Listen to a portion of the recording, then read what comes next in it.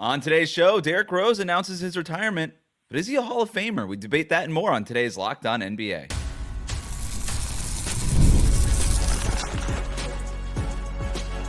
You are Locked On NBA, your daily NBA podcast. Part of the Locked On Podcast Network, your team every day. Welcome to Locked On NBA Friday. Wes Goldberg here with Tony East. However you might be tuning in on YouTube, Odyssey, or your favorite podcast app. Thanks for making Locked On NBA your first listen every day. A reminder that today's episode is brought to you by our friends at FanDuel. You can start the season with a big return on FanDuel. Place your first $5 bet, and you'll get started with $200 in bonus bets guaranteed. Visit FanDuel.com to get started. Tony, we're going to talk about Zion Williamson being out for vengeance in a second. But let's start with the news that Derrick Rose announced his retirement from the NBA on Thursday. Tony, when you think about Derrick Rose's career, what comes to mind? Basketball-wise, the MVP season, obviously, first, because, that was a time of, LeBron hitting close to what some would call his peak, and Dwight's looking awesome, and Kobe's still amazing. And then here's this 22-year-old kid who wins MVP out of nowhere and is everybody is so invested in who he is and how he's playing and how this athleticism is shifting the guard position completely. That year was just absurd. And that stretch of 3 years, his second year to pre-injury, he was phenomenal. He was in that kind of pantheon of player. And when I think of his career in terms of basketball specifically, it sucks that he never got back to that. He had flashes like the 50-point game, I think it was with Minnesota, where it was oh, maybe this is awesome. This is so exciting. But just the tier he was in, I think people forget because it was so long ago and it was kind of shorter run. But he was in that mix, that conversation for at least 2.5 years.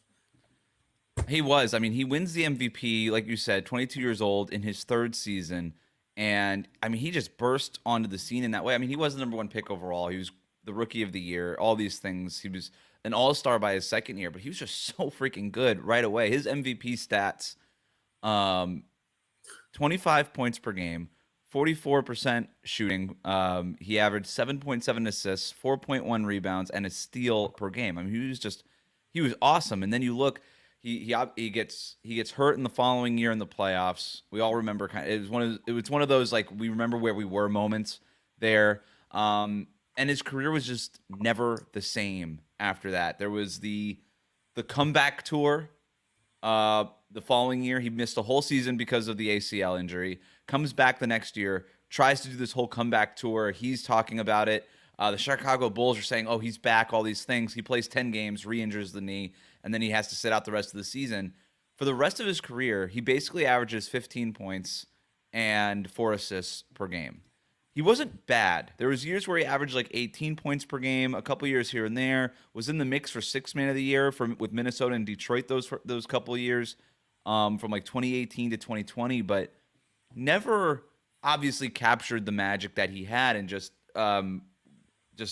slipped from the top of the sport with one ACL injury. So it's a really weird career. He's one of the best what-ifs or the biggest what-ifs in NBA history because the heights he reached so early were so high. The market that he was in with Chicago, I went back and read some columns and people are talking about, we're finally out of the morass post Michael Jordan. We have our next superstar and all these things. And then within a moment just comes crashing down. Yeah. Never played more than 66 games after that MVP season. That stinks. That was his last year with the Bulls when that happened. And very frequently it was much less than that, in the 20s or 30s. So that gets ripped away. And you look back at that MVP, I talk about all these guys that were in the mix at the time. He dominated.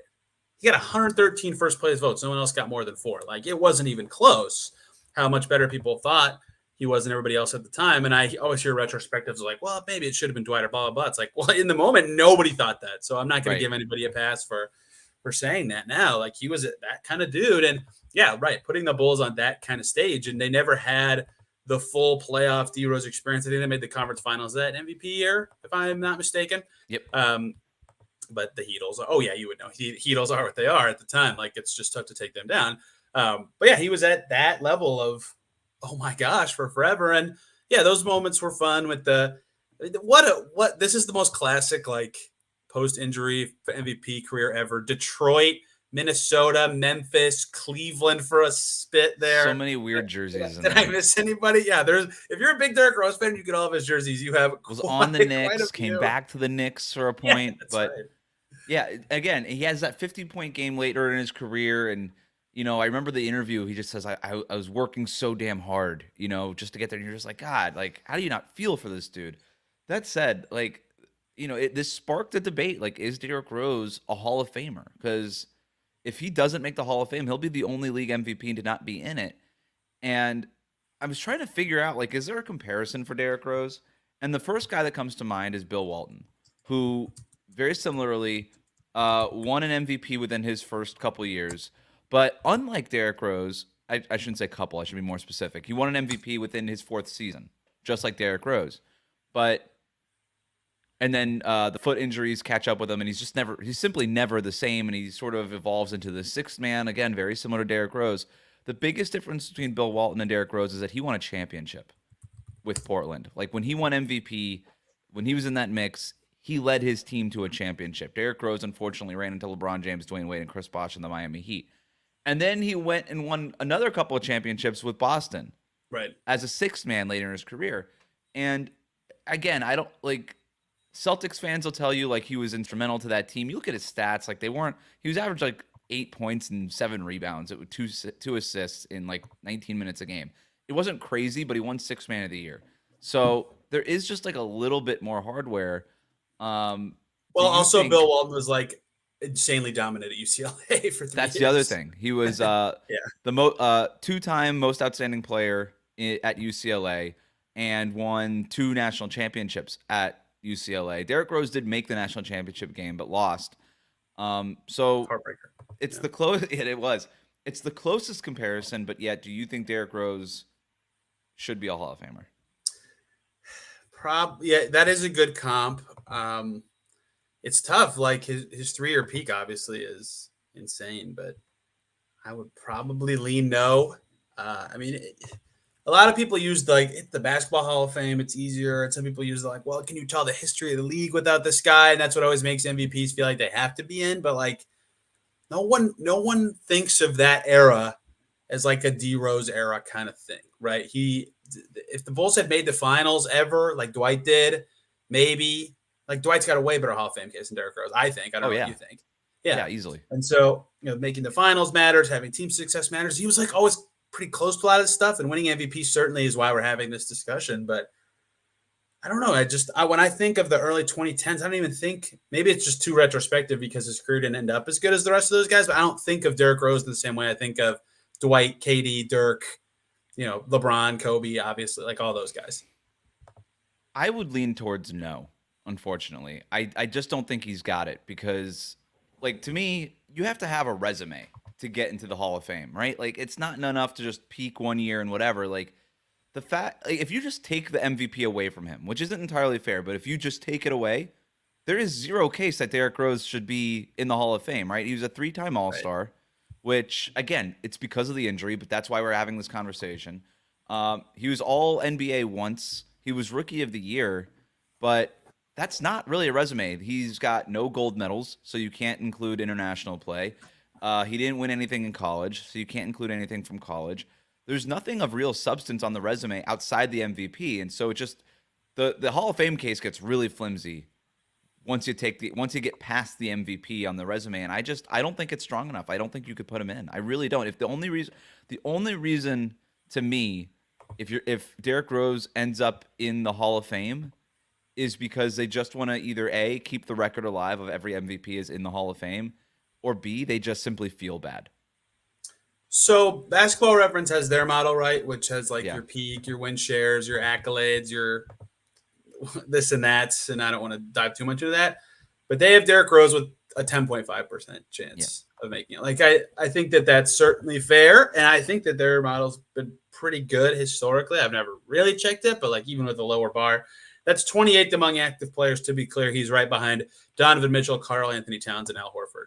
Like, we will never do a podcast segment on any of those guys as Hall of Fame cases. So Derrick Rose's MVP season is why we're doing this, but I would certainly lean no, and I think that even just looking through that exercise really helped me. Fair enough. I think we agree. Let us know in the comments what you think. I have a feeling a lot of people will think that Derrick might disagree with us. Let's move on. Is Zion Williamson ready for the best season of his career? We talk about that next here on Locked On NBA. Today's episode of Locked On NBA is brought to you by FanDuel. Hey, NFL fans, you could start the season with a big return on FanDuel, America's #1 sportsbook. So when you get a hunch in the middle of the game, you could check out the latest stats, view live play-by-play, and so much more on the same page where you place your bets. You'll get started with $200 in bonus bets guaranteed when you place your first $5 bet at FanDuel.com. We're taking a look here. Tony, your Indianapolis Colts. 1.5-point underdogs versus the Steelers. My Colts, let's go. Yeah. What do you think? What do you think about that? I will inherit them as my Colts for the sake of this discussion. Justin Are you not Fields a Colts versus, fan? I just assumed. No, no. Who's I don't really.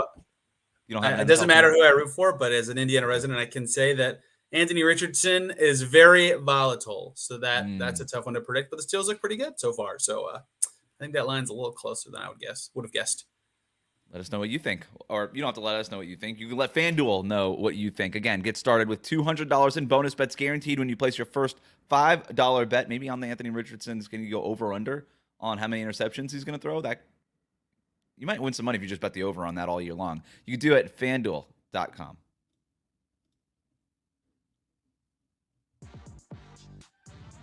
Thanks for making Locked On NBA your first listen every day. The best way to support the show is to leave a 5-star rating and review on your podcast app. Hit that subscribe button on YouTube. Will Gilroy, who covers the Pelicans for The Athletic, wrote this terrific feature where he visited Zion Williamson in this little town north of Dallas, Texas, and wrote about how Zion is training, his mindset going into next season. There's a lot to take away from this piece, but Tony, what stood out to me is Zion saying that he wants to be one of the best players in the sport, that he never wants to disappoint the way that he disappointed during that in-season tournament when they got blown out by the Lakers by like 40 points or whatever it was. And he felt like he was getting close to his peak after that when he hurt his hamstring against the Lakers in the play-in game. And I think we all remember that. I think they erased like a 13-point deficit or something in the fourth quarter. Zion to the bucket, outplaying LeBron, outplaying Anthony Davis, and then he hits that shot at the rim, comes up limping in like the final couple of minutes of that game, and just can't play again. He throws his towel and throws like something on the chair and all these things, obviously visibly frustrated by that.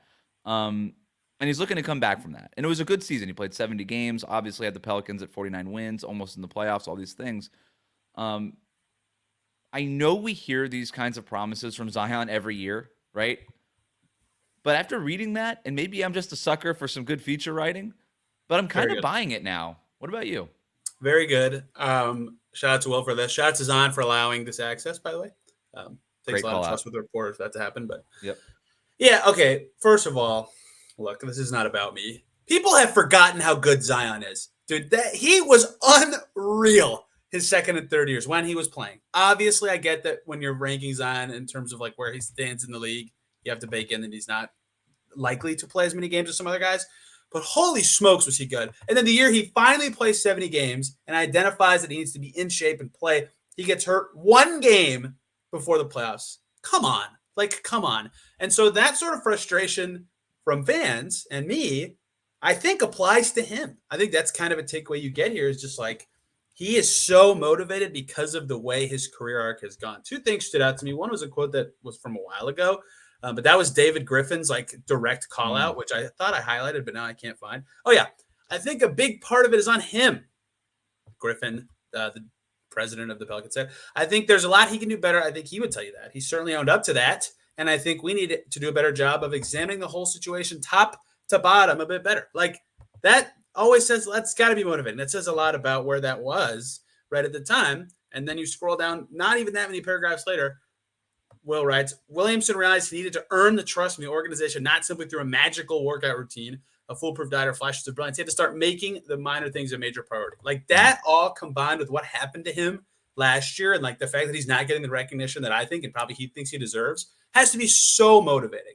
And so for a guy who's been clowned for his weight for forever, if he looks thin and awesome the second the season starts, yeah, the Pelicans roster is a little jank, but like, are we all going to be sleeping on them? Because as the story suggests, like this dude who was a two-time All-Star at 22 years old, is ready to freaking go, man. Like he's working his tail off. And he looks great in some of the photos that we've seen. We'll see obviously more. Media will see him at media day and get sort of a firsthand look at it. But I'm buying all this stuff, right? Like making the little things big things, like all these things. The fact that he's actually spending time with the team in LA during those voluntary workouts, what apparently I didn't know this, but apparently he'd never gone to those before. He was always kind of doing his own thing. I know that he was closer to my neck of the woods last summer. He was in Fort Lauderdale training. Now he's like in this small town in Dallas. He's got members of the New Orleans Pelicans staff with him working out while he's working out. And I think that's huge in terms of building that trust and everybody getting on the same page. And here's the thing about Zion, man. Like, has his career been disappointing so far? Yes, but only because of the availability issues. And I don't mean to gloss over that stuff, but when that dude's been on the court, he's been everything outside of that play-in, the in-season tournament game, which was a total embarrassment. But everybody's got their embarrassing stuff on the resume. Like, that guy has been awesome. He played 61 games a few years ago, averaged 27 points per game, 60% shooting. 2 years ago, when he only played the 29 games and then he got hurt again, 60% shooting, 26 points per game. This last year, 70 games he played, shot 57% overall. He had 6 rebounds, 5 assists, 23 points per game. There was games with multiple blocks. Like defensively, he was more locked in than he ever was. Like we were already. The point being is like we've got the proof of concept. We already saw it, and thank goodness it was just like a hamstring tweak that left him out. Like there are no questions about whether or not he's gonna be ready to start the season the way that we've had those questions in the past. I'm fully buying a big Zion year. I don't know that I'm buying the Pelicans in general. I think their roster has flaws. Goofy, but. If it's goofy, like they don't need a center. It sounds like, based on all the reporting around New Orleans, they're going to start C.J. McCollum, DeJounte Murray, Herb Jones, Trey Murphy, and Zion. Or I'm sorry. Well, no, it would be DeJounte Murray, Trey Murphy, Brandon Ingram, Herb Jones, and Zion. Maybe. And Zion at the 5 or something. Like so, and I don't know. And who knows if Brandon Ingram's on the team long term and all these things. Like there's a ton of questions, but those questions can, for the most part, be covered up if Zion basically just turns in the best season of his career. And if he does that, then who knows what the Pelicans can do. And by the way, they still have some moves that they can make between now and the trade deadline. Yeah, I hate to be the dork, but people forget, once again, they were tied with under 90 seconds to go in that Lakers game. Yep. Like, and Zion had, 40, 12, and clearly the best player in that game. Was not close. Right? Close. Imagine a world where they win that and he doesn't get hurt. That's 2 big ifs. But like the perception of him right this second would be way different. But then they beat the Kings, great, but they got swept. So I remember watching that game, man. Like he was like going toe to toe with LeBron, outplaying LeBron James, and this was like the thing we all anticipated happening when he was coming out of Duke was this guy's going to take over the league.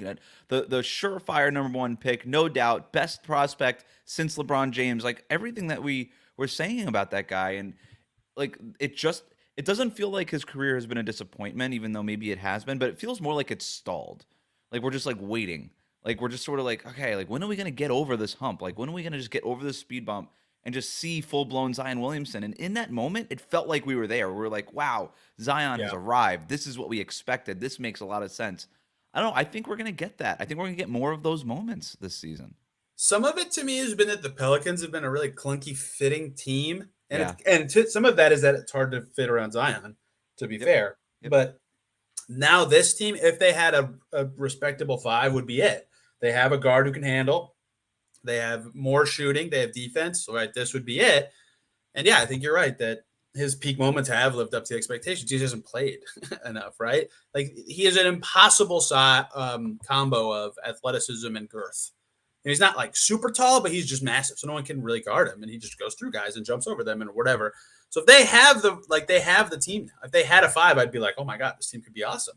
But, like, him plus Ingram plus before last year, Herb Jones was not enough shooting. McCollum's falling off. Like it just hasn't. It's been clunky, which ruins it too. It was just so close. And you're right that the other souring thing was the biggest game of his NBA career to date. They were awful in Vegas. Like I left. I was there. Historic game. First Western Conference game in Vegas. I left early. Like it was awful. Right. It was a terrible game. So that hurts too. Even though his second chance on the big stage, he was exceptional. They just lost. I think he erased the bad taste in everybody's Yes. mouth after the in-season Agreed. tournament with what he did in that play-in game. And then a very important game like before that at the end of the regular season against Phoenix came out, outplayed Kevin Durant, Devin Booker, all those guys had 5 blocks in that game. I mean, that was a really big game for him and the Pelicans too to kind of stay in that mix there. So, yeah, I think he more than made up for it. It's just that hamstring tweak at the end is just sometimes guys just are unlucky with injuries. You hope that Zion this early in his career can kind of come out the other side on that. Who knows what's going to happen, but if he stays healthy, I'm not going to rule anything out for Pelicans because he has been that good when he's on the court. He really has been. All right, we're going to move on. Media Day is coming up. We've got some predictions that you have to hear. I don't know. Maybe you don't. You decide. We'll do that next year on Locked On NBA. Today's episode of Locked On NBA is brought to you by our friends at PrizePicks. PrizePicks is America's #1 daily fantasy sports app with over 5 million active members. PrizePicks is the easiest and most exciting way to play daily fantasy sports. All you do is pick more or less on 2 to 6 player stat projections and watch the winnings roll in. One Caleb Williams passing yard gets you 1 win on PrizePicks every week in September. That's right. Only 1 yard gets you an automatic win every football weekend in September. This is last weekend, so do it now. 4 weeks of free W's. Don't miss this deal on PrizePicks because it's gone when September ends. You can now win up to 100 times your money on PrizePicks with as little as 4 correct picks. And PrizePicks is the best way to get on the action on sports in most states, including California, Texas, and Georgia. So download the PrizePicks app today. Use the code LOCKEDONNBA and get $50 instantly when you play $5. That's code LOCKEDONNBA on PrizePicks to get $50 right away when you play $5. You don't even need to win to receive that $50 bonus. It's guaranteed as soon as you put down that first $5 entry. PrizePicks, run your game.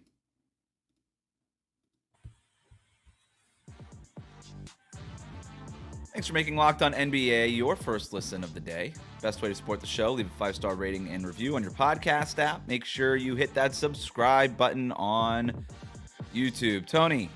Wes, can I derail you for 2 seconds? Yes. Let's pour one out for the Oakland A's. Okay. Rest in peace.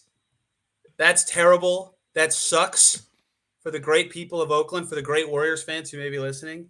That just sucks. And seeing all the sad stuff, people getting dirt from the field, just breaks your heart.